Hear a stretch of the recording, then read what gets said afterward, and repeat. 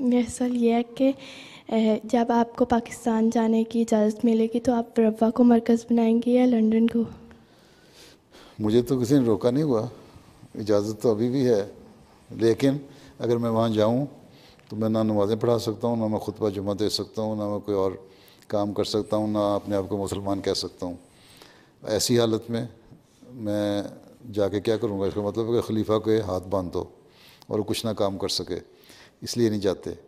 ہاں یہ کہو کہ جب پاکستان میں حالات ٹھیک ہوتے ہیں اور خلیفہ کو وہاں جا سکتا ہو تو روا رہے گا۔ روا تو کی ایک مرکز کی حیثیت تو ایک قائم ہے، رہے گی۔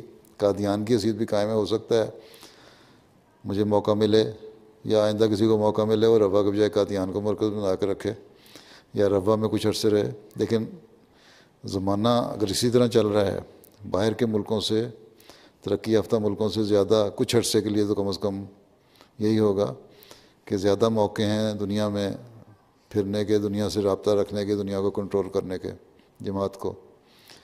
جب وہ سہولیات جو یورپ میں ہیں وہاں پیدا ہو جائیں گی، یورپ میں، روا میں یا قادیان میں، تو ہو سکتا ہے دوبارہ وہیں مرکز چلا جائے۔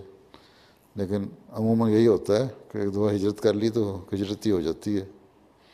ٹھیک ہے، جب موقع آئے گا دیکھیں، شاید چند مہینوں کے لیے رہے جو بھی